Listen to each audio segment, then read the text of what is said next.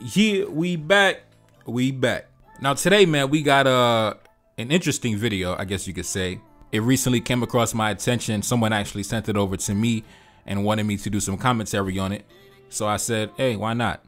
So comedian Larry David did an interview where he was discussing his ancestry. I guess this is kind of a TV show where a bunch of famous people come onto this platform and discuss their ancestry. I've seen a few people do it. I think Angela Davis did it. A number of people have done it. So I guess Larry David was a guest on this show and he was discussing his ancestry and his lineage and things of that nature. And he was surprised to find out some things that even his own family didn't want to share with him growing up. So, you know, we're going to get into it. And before we get into it, you know, like I always say, support the channel, support the platform. We got some excellent work coming for y'all real soon. Take a look up on the screen. We got a new project coming for y'all. I think y'all gonna enjoy it. But anyways, man, let's get into it. I'm gonna run the footage and I'm gonna come back with my commentary. This is just such an odd combination on my father's side of the Germany and the South. Yeah. Two places that we have fought against as a country. Yeah, right. Oh my goodness. I hope no slaves show up on this. Please turn the page. Now, Larry, this is another part of the 18th. Oh, you did it! You did it! I knew it! I knew it! Unbelievable. Unbelievable. Boy. That's unbelievable. Oh, boy. Name of the slave owner, Henry Bernstein. My great-grandfather was a slave owner. Slaves, one female, age 4, mulatto, one female, age 17, mulatto. Oh, Professor, I'm so sorry. You can see why my father didn't want to tell me anything about his family. All right, we back. Now, before I jump into my commentary and my thoughts on the situation, like we always do, let's take a look at some of the reactions on social media. This person said, why would he buy a 4-year-old and a 17-year-old girl? They just rolled right past that point, huh? Yeah, they don't want to touch that. You know, they don't want to touch that. You know, we have this idea in our head that our ancestors was in these fields, you know, picking cotton, you know, dealing with sugar cane and just under the hot sun, and that's all it was. No. It wasn't all these big, massive plantation operations with hundreds of Africans on these fields. That wasn't really the case, man. Everybody was in a different financial bracket, so everybody didn't have the resources to maintain such a large operation. Some guys were just peasants, low-level bums who came from Europe, the rejects of European society, because you gotta understand, these were not the elites in the colonies. These were the dregs of society, the low-class garbage of European society, right? Usually trying to come to the colonies to seek a better life, because back in Europe, they were a bunch of criminals, debtors, men and women who escaped from mental asylums, things like that. So usually when these guys came to the colonies, they weren't going to set up a massive operation and have 250 Africans, you know, picking cotton and dealing with sugarcane. No, they didn't have the resources for that. And also due to the fact that back home, back in Europe, these guys, because they were the garbage of European society, they didn't have access to beautiful women, right? So their only hope at having a woman was coming to the colonies and purchasing a woman, purchasing a companion. She could have been 10 years old. She could have been 15 years old, 17 years old. She could have been 4 years old. They don't want to talk about that side of the game. But anyways, let's continue. This person said, Henry Bernstein bought 2 girls, 4 and 17 years old. Crazy. This person said, I'm thinking he might have bought a 12-year-old initially, or that 12-year-old's mother at some point prior. This person said, at the top, mulatto is mixed. They were probably his kids. The person at the bottom said, you wouldn't have to buy your own kid. There would be a slave you owned, as they would inherit the legal status of the mother. This guy had a bill of sale because he went to the auction and bought a 4-year-old and a 17-year-old. This person said, his great-grandfather bought girls aged 4 and 17. Western government should publish the records of all slave owners and their slaves and start talking about reparations. Otherwise, white rejection of slavery will always be just a liberal spectacle. Now, I gotta be honest, man. I gotta be honest, you know, as somebody who has studied you know, the history of our people in the colonies. And, you know, I actually read a book on my channel entitled The Colonial System Unveiled, which was actually written by a man who was born into the colonies, was born on the colonies, born on a plantation, seen it up close, live and direct, and actually conducted interviews with other people who also seen it up close and lived it live and direct. And when you examine the stories that were told, could you really put a price on that? Is there a price you could really put on that? Could you really put a price on that? Is that really enough? Could a check just be cut and then, you know, bygones be bygones just like that? I don't know, man. I don't know. That's just me though. That's just me. I don't know if you could just pay me off and that's gonna be that. You know, certain things just can't be bought, man. Certain things just can't be bought. Certain things can't be bought. I'm not gonna say what I truly think on the YouTube, but you know, it ain't enough to cut the check. It ain't enough. Let's continue. This person said, the thing about history is you cannot change it. You can only learn from it, move forward, and not repeat the bad parts.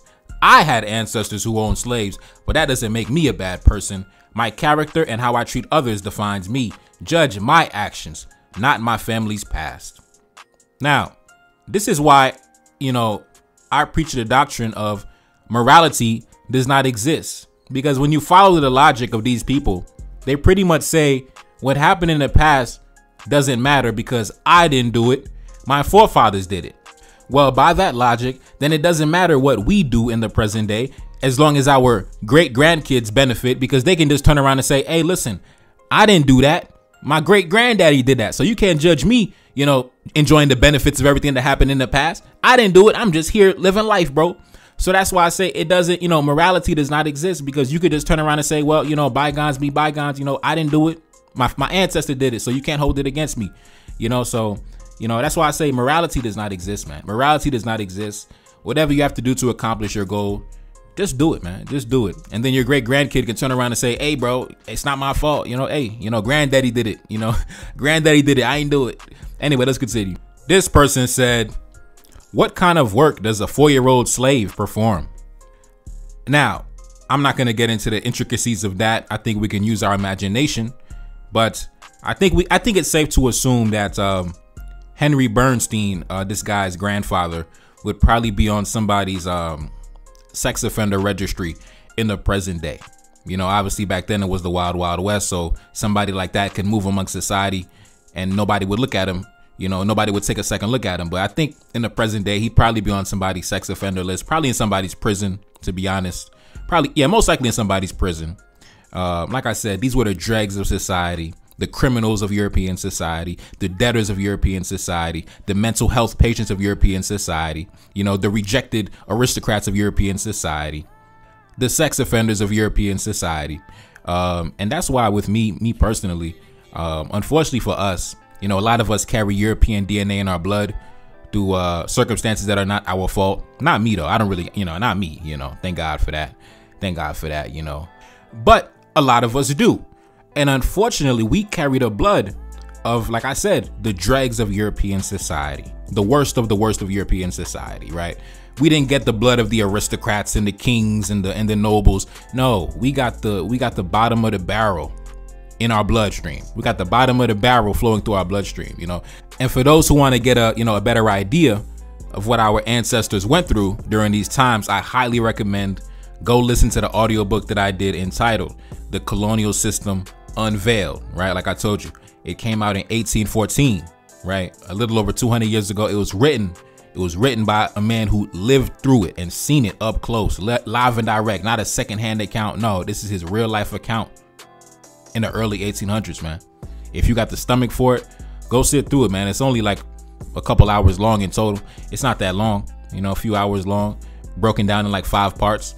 Excellent book, man. Excellent book. It's gonna get you very angry though. If you're a black man who loves yourself and loves your people, you're gonna get very angry. You're gonna be, you know, you're gonna get very angry. That's all I'm gonna tell you. You're gonna get very angry.